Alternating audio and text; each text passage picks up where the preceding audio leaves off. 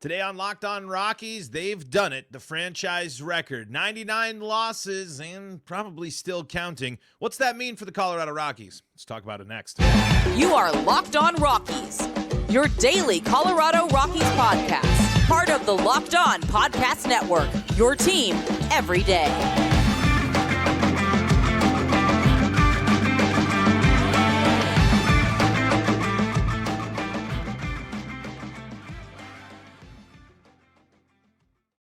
Rock on Rockies fans, welcome into the Locked On Rockies podcast for today, the 25th day of September in the year 2023. I'm your host of the Locked On Rockies podcast, Paul Holden, bringing you your daily Colorado Rockies talk right here on the Locked On Podcast Network, where you can find your team every day. And if your team is the Colorado Rockies, guess what? You're in the right spot. That's what we do around here each and every day, even when the team loses more games than they've ever lost in the history of the franchise. We're still talking Rockies baseball here on the Locked On Rockies podcast. I am your Rockies fan extraordinaire, Paul Holden, bringing you your daily Rockies talk for 3 seasons now here on the Locked On Rockies podcast and following this team all my life.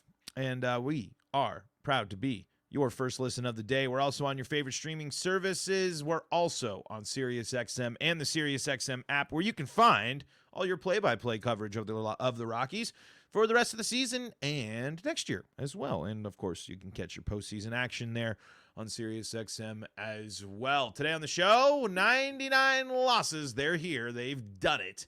We got to talk about that. It's, we've talked a little bit about this already. It's a big theme. It's a big moment. It's something we have to keep talking about because it's just where my mind is at because of trying to be hopeful, but still mixed in with just kind of the realities of this team as well. I want to talk about that. I want to talk about missed opportunities in Chicago. It fuels into what I'm going to be, or what I'm mentioning there, about where I'm feeling about the team currently as well. So kind of all mixes together. So we'll dive into all of that. But before we do, today's episode brought to you by Sleeper. Swing for the fences on Sleeper picks, and you can win up to 100 times your money.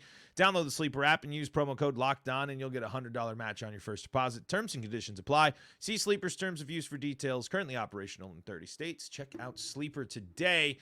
And maybe you slept through this series against the Cubs, but the Rockies were not able to shake up the Cubs standings there in the wild card. In fact, they were able to help the Cubs solidify their spot in the wild card standings. Exactly what the Cubs needed, actually, in the wake of a really tough stretch for them, as they were a team on the outside looking in. They now find themselves a full game above Miami and 2.5 games above Cincinnati. And they needed that 4-game sweep because now it makes them, or 3-game sweep, I'm sorry, against the Rockies, because that makes them 4-6 over their last 10 now, snapping a really abysmal streak. And you have the Atlanta Braves coming into town, or going to Atlanta there. And so it ain't going to get any easier for you if you're Chicago. The fight is still very much on for them, but they have now moved into a tie in the second wild card spot with Arizona.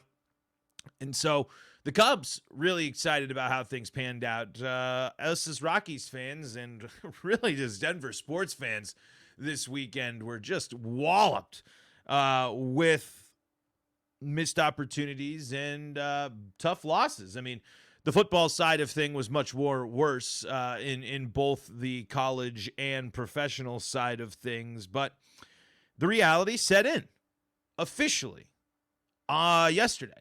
After the game, this has been the worst season statistically in Colorado Rockies history. And while we don't always dwell on the negatives, while we criticize, and I think I try to do a pretty good job of mixing things and, not letting the team off the hook, but not ignoring some of the things and not looking in the long grand scheme of things. But it's a big bummer to be here. It's a really big bummer to me that the end of the season is just kind of going to go, and it's going to happen, and it's going to happen ceremoniously because of how many losses the Rockies have had. But it just kind of reminds me of, unfortunately, this year was rather forgettable. you and I don't say that to take away from the encouraging things that we've seen, from the awesome and exciting rookies that we have, and the other things that we have talked about and focused on. I'm not ignoring, I just can't sit here and ignore the fact that this was still a time of immense possibility for the Rockies, at least when, in my eyes, when they were making the playoffs in those back-to-back years. And to be here still doesn't feel all that real sometimes. And I know it's, it still might have happened if the Rockies stayed course. It still might have not worked out, the injuries, and there's all those things, but it doesn't matter, because the Rockies were one of the worst teams in baseball in 2023, and that will be forever. The Rockies are basically tied with the Royals and A's. Teams that handle these processes drastically different. Teams with immense more challenges to what they can do, what they're able to do, what their team's philosophies are. And I just look at the Rockies, and I hope that this moment, that this season signals that you can't operate the way that you have for the first 30 years of your existence. You can't keep hoping you get lucky with a couple of things and not actually building around and using your resources. The Rockies don't we harp on this. We hammer this home. The Rockies don't deal with the same challenges as these other teams that historically struggle. This team could be something that is a legitimate slam dunk. You just have to build around it. And I can't sit here and say that I'm super fully confident that this team can rebuild itself, even though they haven't admitted it, and the moves they made have actually embraced rebuilding, and some of these young guys. I worry about the Rockies' ability to attract talent to Coors Field. I mean, every single time you read a piece, I read today the MLB trade rumors offseason outlook for the Rockies, and the potential pitchers that they could bring in and things like that. And it's just the Rockies. It's such a bummer when your offseason outlook for pitchers that you can get, that this team desperately needs, that so many other teams in the league, even bad teams, could go out and entice a pitcher to come. But Coors Field, can't do that. Can't hang there. Don't want to go there. No chance. Money's not worth it. Team stinks. XYZ, whatever reasons that they have. To think that the only teams or players the Rockies can go after are players at the tail ends of their career trying to just keep themselves in the game and have stuff that doesn't work for Coors Field. Doesn't work to help the Rockies. Doesn't work to help keep them in games and go through and navigate challenges. I mean, I don't want Noah Syndergaard. I don't want that to be the big splash pitcher the Rockies go out and get. But the Rockies have to do something. But what can they do? And all of these what ifs and all of these things and the season itself are not all, I guess. We can't be so definitive, but are mostly, if not entirely, self-created and self-inflicted. This team had possibilities to capitalize on moments where they were getting peak performance, especially from pitchers, and moments that they had successful pitchers in that, and at least the ability to go in and navigate situations where your super bullpen implodes and could bounce back from them. But just like the Rockies have shown this season in situations where they found themselves down or when they give up a big inning, how confident should I really be in this team's, the entire organization's ability to rebound after this season? Because 2024 ain't going to be much better. That's the brass tacks of things. It will be a little bit better, but the starting pitching depth is still going to be a problem. It's still going to be a factor, and this team is going to look and say, let's just keep rocking and rolling with Chase Anderson and Chris Flexen. And that ain't going to help you. It's not going to beat the Dodgers. It's not going to help you be the surprising young team of next year. It's not going to help you be the Reds and be ahead of schedule. It's not going to help you get the most and the best out of your players.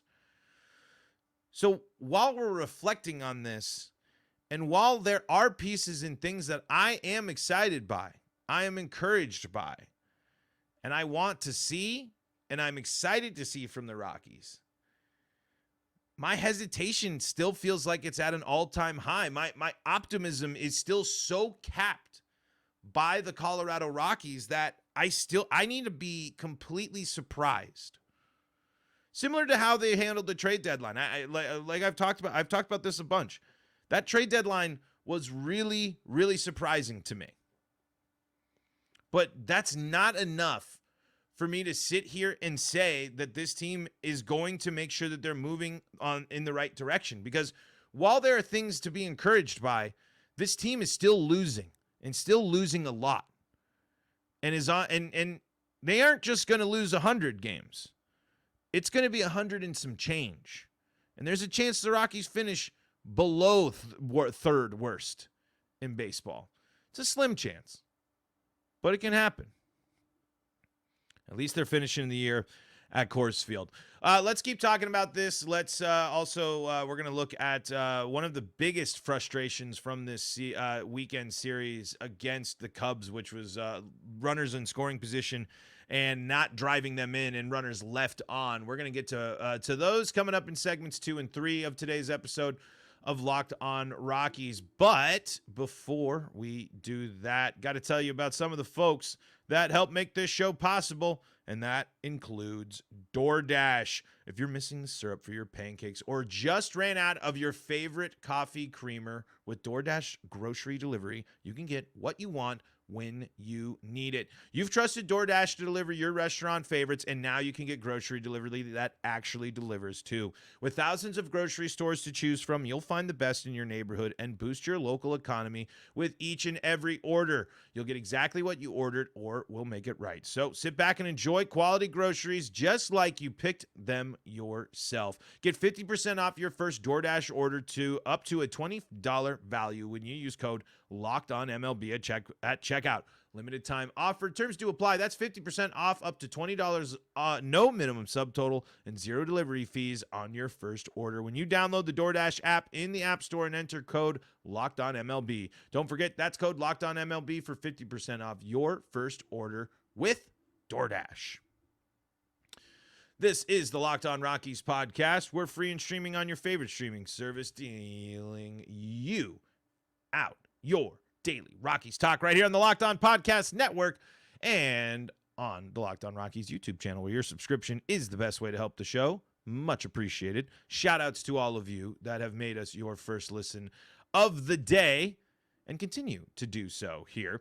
And we are chatting about the philosophy of the Rockies and just kind of the mindset and just kind of where my head is at with the team right now. And it was a Debbie Downer first segment. And it's tough because I don't want to always just sit here and dwell in the negative, but look at the state of the team. Best stretch of baseball they've played all year. The longest winning streak at 5. First NL West Series win. And then they go on and get double swept on the road. In situations where they had leads and lost leads, and I know the bullpen's overworked, the starting rotation depth, all that context matters absolutely. But in these challenging moments and in this challenging part of the season,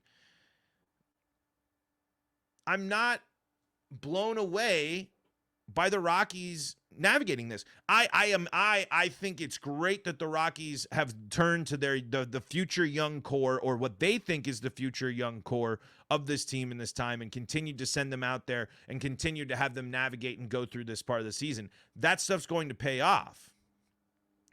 But as we're sitting there and as we are finding silver linings and are finding things to be encouraged about, the other issues with the Rockies are so exposed, though.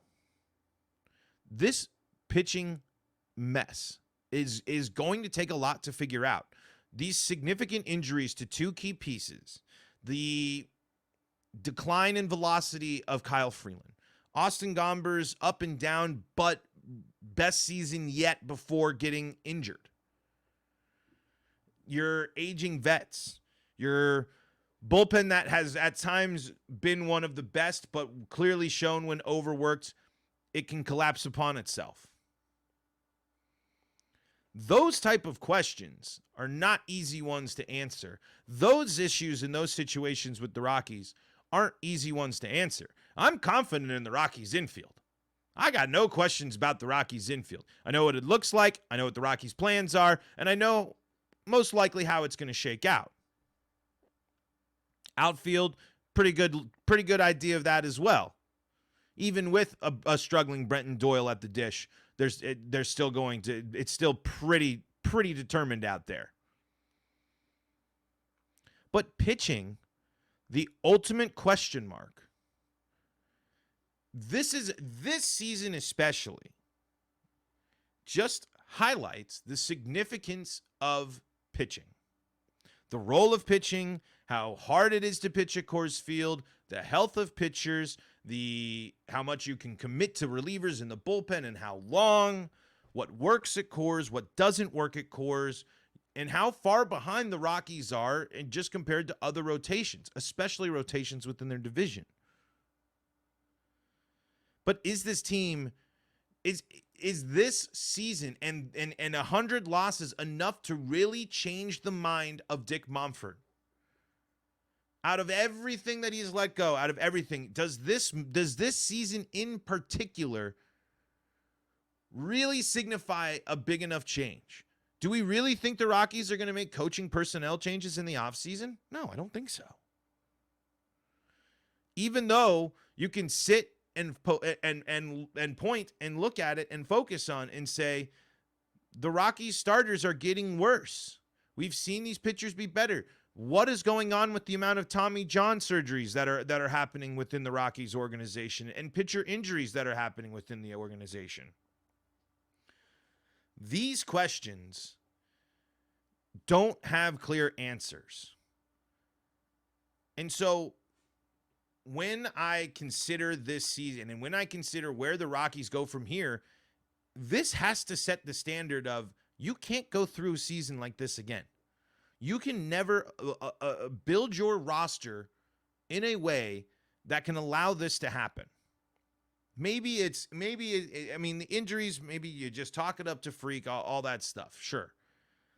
But to not have a single member of your starting rotation not finish the season, that's a huge problem. That is a massive problem.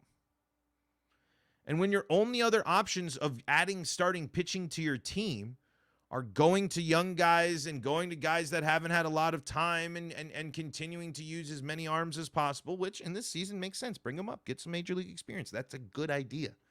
Or going to the waiver wire for the slim pickings of what's left of starting pitching is the only way you can bring in major league ready pitchers to your system is the waiver wire.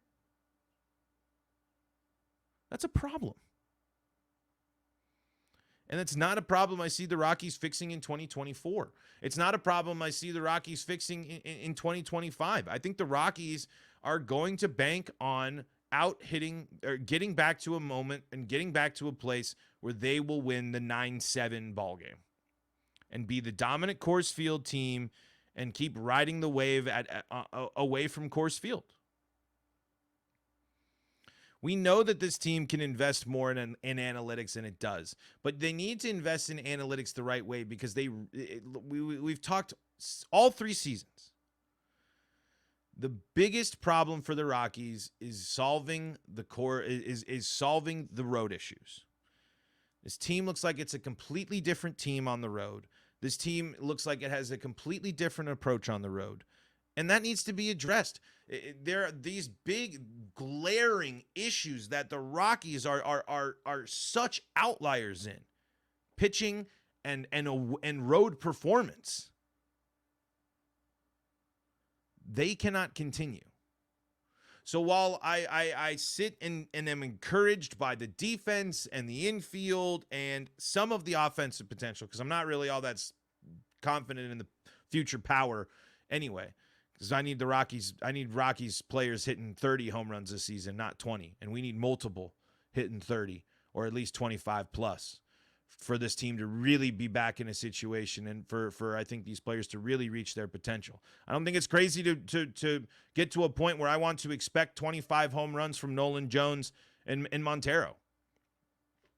And if Zeke can hit the ball out of the yard like he's shown this year, sitting around 20 should be good for him. And Mac should be hitting 30. Rogers should be hitting around 30. But you can't just wave your magic wand to make this happen, because the Rockies have to completely look like a completely different ball club next year and going forward for us to be confident that things are really on the right track. And right now, that's a lot of work and that's a lot of change. And I just don't know if the Rockies can pull it all off. So I expect 2024 to be better. How much better? I think it'll be another season of finding silver linings and navigating the tough stretches. But maybe the team will surprise me, and maybe the team will be able to really to build off of what they think are the positives, the few that there may be, and some of the things that come out of this season. We'll see. One thing that we know for sure, the Rockies need to be better if they want to win games this season and avoid the triple-digit loss mark, is being better with runners in scoring position and with runners on base. That was a massive issue in this series against the Cubs here over the weekend, and let's talk about that coming up next here on Locked On Rockies. But before we do that, got to tell you about our friends at Sleeper. Sleeper's got you covered with 100 times your cash on daily fantasy baseball, and that includes the playoffs. Baseball has never been more exciting than it is, with studs like Acuna, Betts, and more. Pick more or less on stats like home runs, hits, strikeouts, and more for up to 100 times payout on Sleeper. You can also do it for your favorite Rockies player. Maybe you're looking to cash in on your knowledge of the Colorado Rockies and what you think their trends are going to be. Maybe you're feeling confident in Charlie Blackmon or Chris Bryant to get a couple of hits here and take down the Dodgers as they're back at Coors Field. Well, you can do so. And like I said, you can get 100 times your cash with our promo code. Use the promo code Locked On and you'll get a $100 match on your first deposit. Yes, that's right, a $100 match on your first deposit at Sleeper when you use the promo code Locked On. Terms and conditions do apply. See Sleeper's terms of use for details. Again, sleeper.com. Use that promo code Locked On for that $100 match on your first deposit. This is the Locked On Rockies podcast, for free and streaming on your favorite streaming service, bringing you your daily Colorado Rockies talk right here on the Locked On Rockies podcast and on the Locked On Rockies YouTube channel, where you can check us out there. You can also find us on SiriusXM and the SiriusXM app alongside your Colorado Rockies play-by-play. Don't miss out on all the Rockies games for the rest of the season with SiriusXM. You can check it out there. So kind of going just my mindset and where my thought process is with the team as the official highest total number of losses in a season has been achieved by the Rockies and counting. And I wanted to point to big missed opportunities here for the Rockies this weekend. And it comes in the form of leaving runners on. And again, it can kind of correlate to some other issues as well when the team continues to strike out at the rate that they do.